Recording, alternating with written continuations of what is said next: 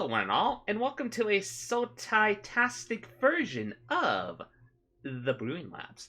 Now, I want to announce that I'm actually part of the Magic the Gathering Extra Life team for the Extra Life charity fundraiser. Now, I personally have a page that I'm going to have the link down below if you want to donate to it. I'm currently raising money for the KU Medical Center, which is our local Children's Mercy Hospital. I'm going to have more details on a top about this donations and the incentives and such in a later Top Deck Thoughts video that's going to come out later this week. Nevertheless, I would say I'll have a link down to the page below. For example, if you are able to donate $4 to it, you can actually get entered into a giveaway, and there you can have multiple entries. And I'm going to say I'm going to put some pretty saucy stuff for the giveaway. Now, the giveaway is going to start during the Extra Life charity stream, just for the record, but if you want to sign up early by donating early, you can do that without a sweat. There's some pretty saucy stuff. Like, one thing I can guarantee is that you have a chance to actually get one of the Extra Life Secret Lair editions. I'm going to buy a couple of them to actually give away during the stream and such, so keep an eye out for that, but there's also going to be some extra goodies that I'm budgeting out that you might want to keep an eye on, is all I'm going to say. Nevertheless, there'll be more details on that with the Top Deck Thoughts video that's going to be out later. So let's actually get to the deck. So the deck, of course, is Mill. So I decided to take a brew around the Sultai Mill shenanigans, but mostly I wanted to brew around our feature card, Ashaya Soul of the Wilds. 3 and 2 green, Etsets, where Etsets is equal to the number of lands you control, and non-token creatures you control are forest lands in addition to their other types. So, why are we wanting to make everything forest in a mill deck? Well, it's because of our favorite friend, the Ruin Crab. A 1-mana 0/3 that whenever a land enters the battlefield under your control, each opponent mills 3 cards. So being able to make all of our creature drops into lands, essentially, once a Shy is on the battlefield, can help us fuel Ruin Crab, which is perfect. Also, we have stuff like Ancient Green Warden as a 1-of in the deck. This pretty much has, you may play land cards from your graveyard. And it has, if a land entering the battlefield causes the triggered ability of a permanent you control to trigger, that ability triggers in additional time. So, remember, technically when a land enters the battlefield, it's going to trigger an additional time. So, thing is, if we have our creatures be lands, if they have any powerful ETB triggers, which you are going to notice in the deck, then it will actually trigger additional time if a Shy is on the battlefield, since it's considered a land. So that's actually kind of a really cool combo. Nevertheless, let's actually get through the curve of the deck. Of course, we have our friend Ruin Crab. You either love it, you either hate it, depends on who you ask. We're also running 2 Thieves Guild Enforcers, since we do have a little bit of a rogue package in here. Mostly it's just a nice depth toucher, but also being able to, anytime we play a rogue, be able to mill 2 cards. Very nice. We're also running 2 Blood Chief first, just a really good unconditional removal early game and late game. We're also running 3 Acquisitions Expert, has a very powerful ETB. It's kind of our hand discard card of the deck, essentially make our opponent have to choose a card to discard, and we do have ways to flicker this card, so it's a very nice card. Such also the Ashaya Ancient Green Warden combo. We're also running Tangle Florahedron. I'm actually liking this card a lot more the more I play with it. It's just that being able to either be an early game mana dork or early game land is just very nice. Now, some of you may be wondering why I'm not running a full playset of Drown and Block and only running 2. The main reason is we're not really a control deck, we're more of a mid-range combo deck, more or less. So, I know it feels like you want to play a playset of this card, but legitimately, you kind of don't, because first of all, we have to make sure we get our mill combo in place, and sometimes you're not going to get it early game, you're going to get it kind of like mid to late game. So it kind of makes this card not really the best early game spell. Now, later down the line, this spell becomes awesome, but early, not really. And also, a lot of people are playing the Escape package now to help counter against the rogue mill decks, so while this card is still a very powerful card, I'm not really going to go full crazy on it, because there are just going to be some times where if your opponent has a good anti-mill package, this card's a little awkward. We are, of course, running 2 Heartless Act, because it's just good unconditional removal, as long as we're not going against a Selesnya counter deck, so pretty nice, and being able to remove up to 3 counters from a target creature, very nice as well. We're also running 2 Glasspool Mimics, being able to copy any of our powerful ETB creatures, very nice, and also being able to be a land, very nice. Of course, I would be in risk if I didn't run 2 Teferi's Tutelage, just a really good mill card. Being able to draw a card and discard a card, but also whenever we draw a card, target opponent mills 2 cards. Awesome. We're also running a 1 of Balagad Recovery. Mostly, I just wanted to at least have 1 in the deck. I usually like 2 in my deck, but I wanted to get 1, and this deck was kind of really hard to tweak and such. But this is just a perfect card that can either enter as a tap lamp, or you can use as a regrowth. And regrowth in combo decks is always nice to have. We're also running 2 of Dryad of the Elysian Grove. This is just a really good mana filtering spell. Just being able to make any of our lands into manas of any color. Very nice. Also, once we have a Shy on the battlefield, it makes, even though they are technically forests, if Dryad's on the battlefield, we can tap any of our creatures for any mana of any color as long as Dryad's on the battlefield. We're also running some Kazandu Mammoths. Mostly this is just in here because it's just a really decent free drop in general. Also can be used to tap land, but it also helps us discount some later game spells. We'll get to that in a minute. We're also running 2 Agadeem's Awakening, personally still one of my favorite modal spell cards. Now, originally when I was doing my first iteration of the deck, I was trying to be very clever and try to make a full self-mill and then reanimate all your stuff to make a ridiculously big ETB. I kind of came to the conclusion after many iterations of the deck is you kind of mostly want to use this as a plan B, not as a plan A. So being able to return just some essential combo pieces is just very nice, and also just synergy pieces. And if you do get your big turn where you return a lot of stuff and get a lot of ETBs, well, that's just gravy. But mostly this is just a good card, and if you need to play it as a land, just play it as a land. We also are running 2 Faucet's Deep Dwelling, just a very powerful card since we are relying on a lot of ETB shenanigan creatures and such. And with a Shy on the battlefield, just being able to repeat ETB landfall triggers, very nice. We're also running 1 Teferi Master of Time, just an overall pretty powerful planeswalker. It helps us constantly draw for our deck, which is nice. Being able to temporarily take care of a creature temporarily is also nice. And if we can get to the ultimate, which I haven't got to it yet, so I highly doubt it's going to happen, but if you get to the ultimate, you have a pretty good chance of winning the game. We're also running 2 Hagra's Mauling, just good unconditional removal. We're also running 2 Sad Robots. We're also running Freya Shaya, because that's our main corner piece of the deck. 1 Ancient Green Warden, 2 Into the Story, just another card draw engine. 1 turn Tempo Symbiosis, just because it's a nice land, / also could be a good late game spell. And then we're running 2 Great Hinges, which synergize very well since we can play it pretty early if we have an Ashaya early on the battlefield, or a Kazandu Mammoth and a good landfall trigger.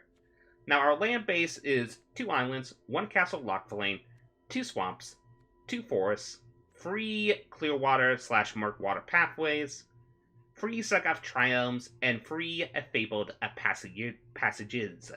Now, I will have the deck list down below in the caption. Nevertheless, let's actually do some shenanigans with this deck and see how it does in Best of 1. Now, I haven't made a sideboard for Best of 3 yet. I'm still contemplating whether or not this is more of a one-trick pony deck, but if you want to make a sideboard for this deck, go at it. I hope you all enjoy the next shenanigans of gameplay, and you have a good day. As they say, hit hit play. Now let's get to some gameplay, shall we? Okay, let's see what shenanigans Brevin is providing today. Now, I will say one thing with the meta, I've been actually liking the meta a lot with the current bannings and such, in my personal opinion. It definitely is bringing a lot of variety in the meta. Like, I've been seeing a lot of, previously before the bans, I just seen a lot of the similar decks, but post-rotation, I've been seeing a lot of cool mid-range / also control decks, so it's actually a present supply to actually see that. Okay, so I think here we're either going against ramp or mid-range, so I do definitely think I want to keep on the Balagad Recovery, since in case if they have removal. I'm going to play a forest here. Hold up the swamp and the blood cheats first for later.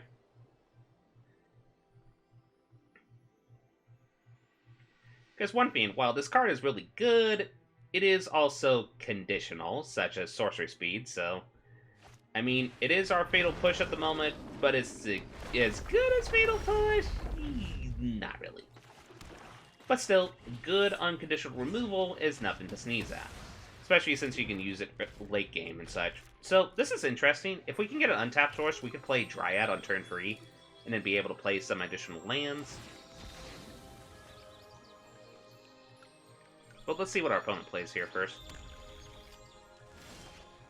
Okay, so they're going a little slow. That's perfect for us, because then we can actually... How do we want to do this? I definitely want to play the Thieves Guild Enforcer at the end of their turn. Do we want to play a tap source, though? Yeah, I think I'm going to play the Classical Mimic tapped. Pass the turn to our opponent. That way, then we can play the Thieves Guild Enforcer at the end of their turn if they make something scary.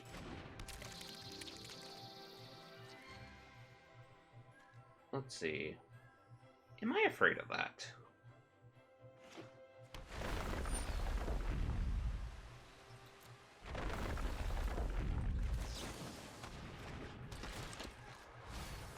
So yeah, they're definitely the Landfall deck, it seems. So I think what I'm going to do here is go get a Swamp.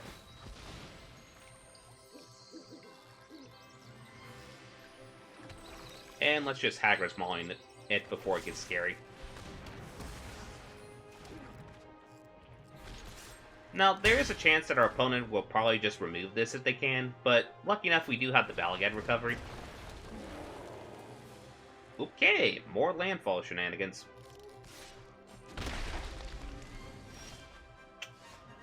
Okay, so I think we play the Dryad here. This is 2 mana, so we can just Blood Cheese first this without a sweat.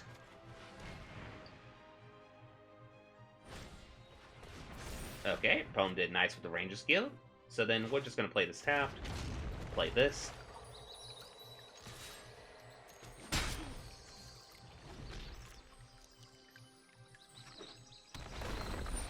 Lucky enough, we do have the Valagad Recovery, but the question is, do they have Imbecleave?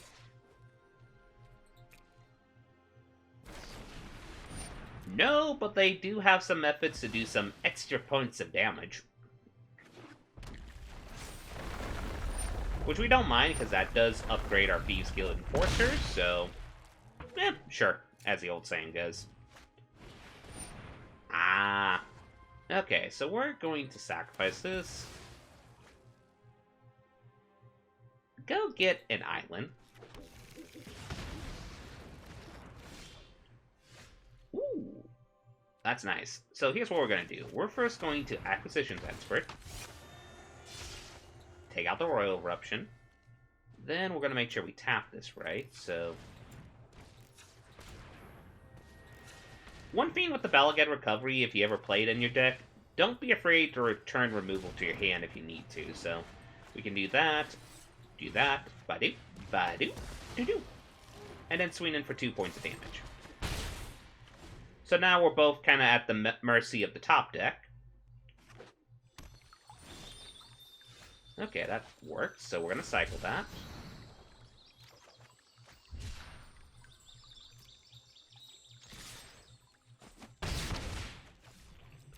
We don't really want to play this. We only want to play this if they're holding a card in hand, like they are now, so we're going to do that.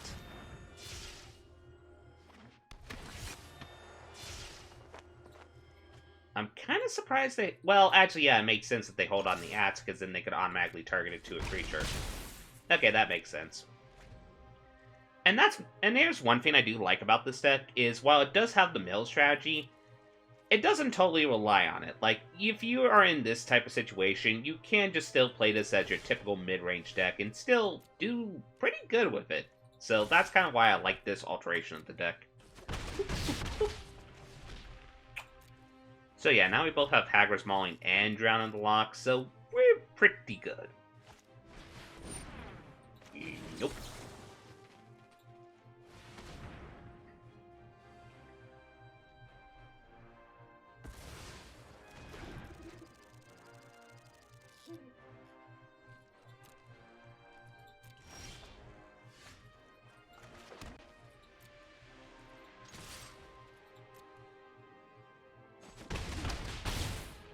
Now does our opponent top deck? And if they don't, then we should be in the clear. And we are in the clear! Okay, we haven't really seen any of the mill shenanigans yet, but this is actually a good showing of how the deck can also be a pretty good mid-range deck, in my opinion. So, let's get another game in. Okay, next up, we're going against Wizards Gizzards. I appreciate the rhyme in due time. Anyway, so let's take a look at his hand. It's not a great hand. Ugh. I mean, we have a turn 2 acquisitions expert no matter what, but the Into the Story is the most awkward card. But on the other hand, if we do get a blue mana source, we can Fossa Deep Dwelling and in theory repeat this. Nah, let's mulligan this. Okay, this is a much better hand. So, we're going to keep this. It's going to be hard to consider what to take out, though. Probably the Florahedron, since we kind of have a good curve. You could make an argument for the Fabled Passage there. But I'm just going to actually use that just to get a black source of mana, so we're just going to do that. I'm still surprised we haven't seen our good old friend the Rune Crab yet.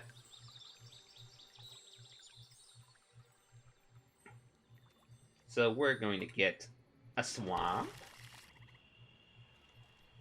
Our opponent's probably going to crack theirs, and we can see what shenanigans they have going. At least we do got our Teferi's Tutelage, so that's nice. So, looks like some green. And some blue, so Simic, eh? And there is our good old friend, the Lotus Cobra. Yeah, I think it's better at this time just to hate out their hand a little bit, especially if they're going into a ramp strategy. So let's do a little bit of that. Plus, also, it deters them from playing this into our face, so to speak. So,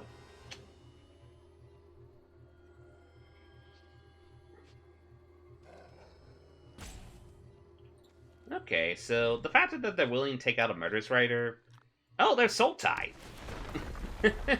Okay, what Sultai shenanigans? Are they Sultai build too? If that's the case, that is hilarious. No, they're 4 colors. Or they just decide to generate the red mana for the comedy? Ah, Sultai mid-range or adventures? No, it's just 4 color adventures. Well, you know the old saying, sometimes you've seen everything. Okay, so we're going to play this out.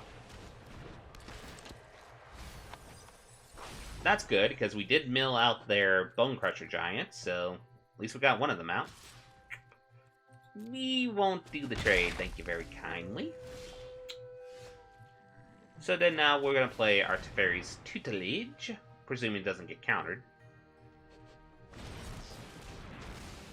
So yeah, they're like a 4-color adventure deck, it seems.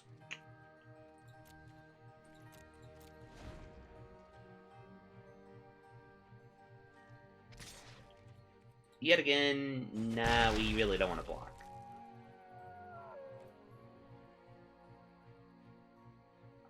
And this is what I mean, like, when I was talking about how the standard's pretty good at the moment.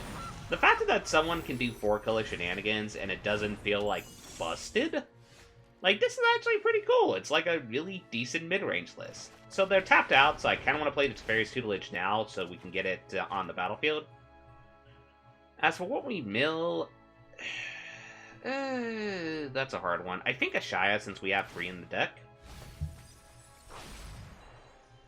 And now, since we have both Heartless Act and Drown in the Lock, I am willing to play this tapped. Pass turn to our opponent. So many Lotus Cobras.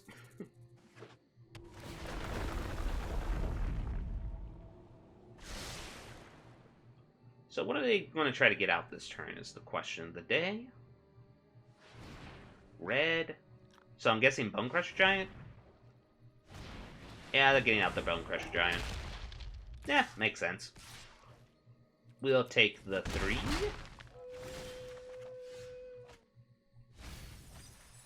We'll play you in a bit once we have some lands, but for now... How do we want to approach this?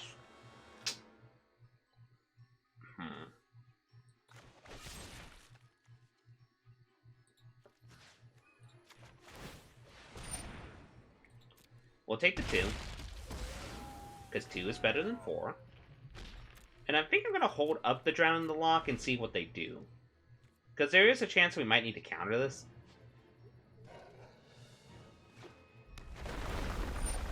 Okay, more mana. They have 9 mana in the mana pool. Or I can counter a 9 mana. Okay, so yeah, let's counter that.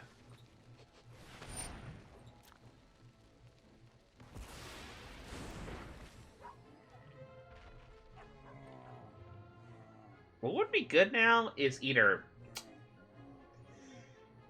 no Bone Crusher Giant, no Bone Crusher Giant, no Bone Crusher Giant, no Bone Crusher Giant. You know what? I will take that. Though they are probably using that as an incentive to swing with all the things.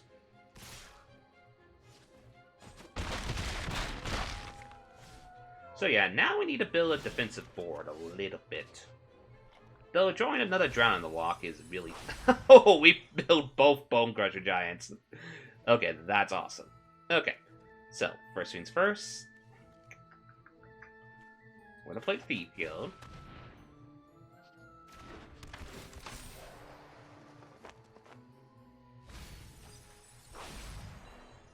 And I want to play the Crab, but, well, let's think about it. Yeah, we gotta play the Crab for the defensive, but we probably are, because we block.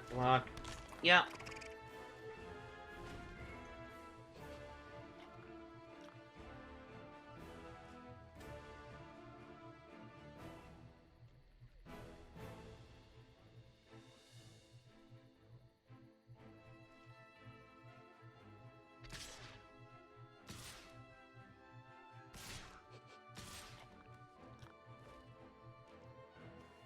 Yeah, we have to, let's see. Yeah, we have to block with everything, so we're gonna take 3.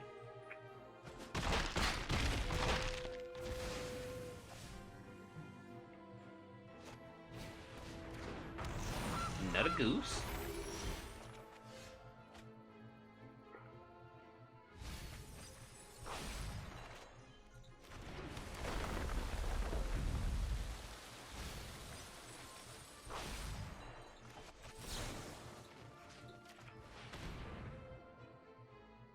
Are we dead? Yeah, we're pretty much dead. Because the thing is, even they don't have to attack, they could just flash in the Brazen Bower. Yeah, they got this. Good game, opponent. Well, and like I said, that's the one thing about this meta. It has a variety of stuff, so it's really nice to see. And sometimes the matchup gets a little bit awkward. But still, really cool deck that they were playing, not gonna lie. Okay, this is going to be an interesting match. I really don't know how to pronounce that username, so let's see what shenanigans they're going to provide. Ooh. I do like this hand because we can play a Thieves Guild Enforcer flash it on turn 1, so... And our opponent's playing green and Goose, so... Yeah, I like doing that now, seeing what our opponent's doing. So, it looks like mono green, at least so far from what we see.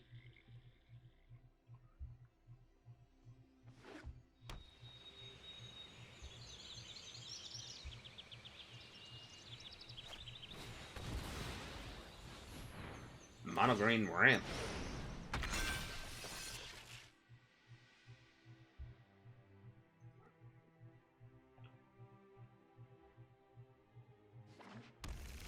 So, now it looks like Gruel, apparently. Okay. I'll play this tapped. Swing in for 1, since we can at the moment.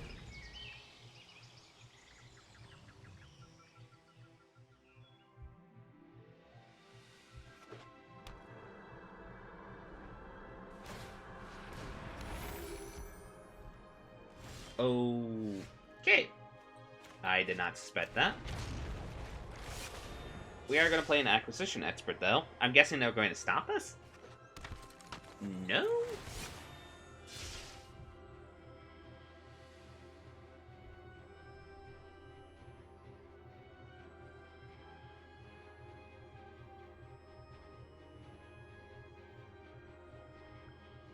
Ah, it's a Phylav deck. Okay. Fascinating. So yeah, it looks like you're pretty much here. Looks like just some ramp shenanigans into Phylav, though. Okay, 2 basics, they would get 2 plant tokens. Jun? Jun mutated. Uh-oh. That's 5 mana. We can at least drown in the locket, so that's good. But they will get 2 things. Oh dear. Well, yeah, first things first. That needs to die.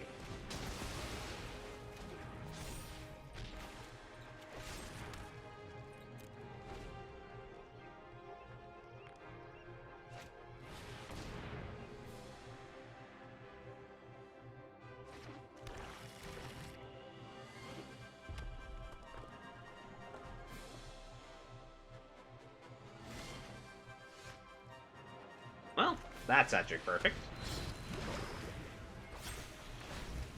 And that's one thing I like with Vasa in the deck. We can actually do this flicker combo here. We can hate up more cards in their deck.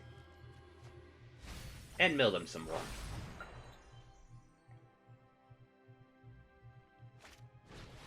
Lotus Cobra, that's not bad.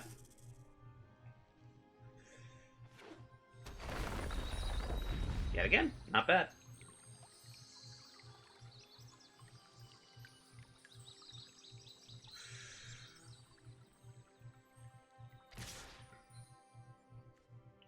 Okay, here I'm actually going to block this because we don't really want them to potentially mutate that ferret. Plus, we were playing to actually flicker the Solemn Simulacrum that's trying to ramp up a little bit. And the best part is we both have the Ancient Green Warden and the Ashaya to do the combo here, so...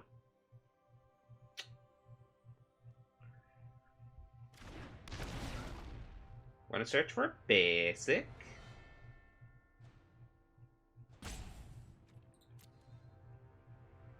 We'll go get another... We'll go get a Swamp now. Play this Triumph Tap. Not attack in, for obvious reasons. Then flicker the sad robot.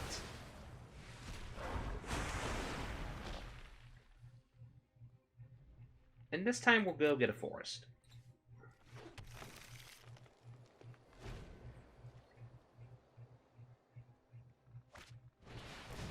Ah, the mighty Scoot Swarm.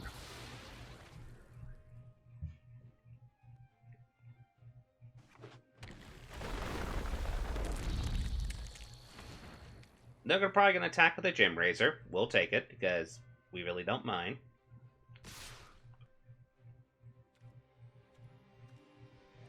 Yeah, we'll actually block this since we're given the chance, actually.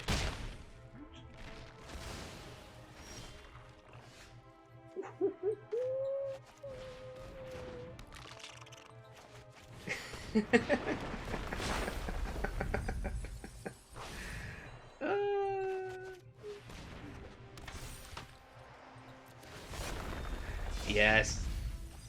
Finally, the components of the decks are going into place. Because then we can flicker this, which is going to do a landfall trigger as well as its ETB trigger. And then we're going to go get an island. And then we're going to mill some more. And then mill some more. Yes! Please do not top deck a Nougat. Okay.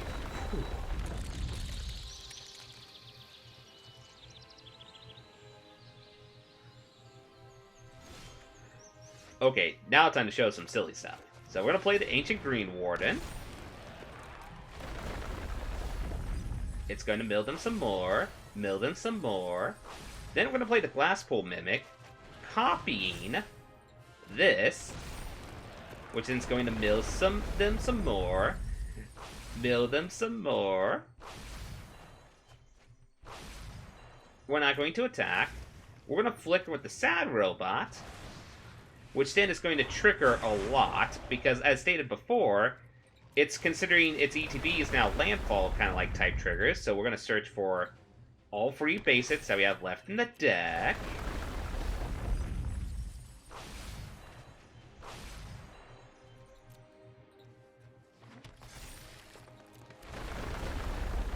we just milled our opponent out with Sultai Landfall. And made a really big Ashaya in the process. That is a way to end the video. Well, I hope you all enjoyed the mill shenanigans. As I stated before, I'll have a Top Deck Bots video out later this week explaining the Extra Life campaign. I will have a link to the donation link if you want to donate and add to any of the incentives. I will explain how the incentives work on the Top Deck Bots video. Nevertheless, I hope you all have a good day. This is LevDev, signing out. Badoo!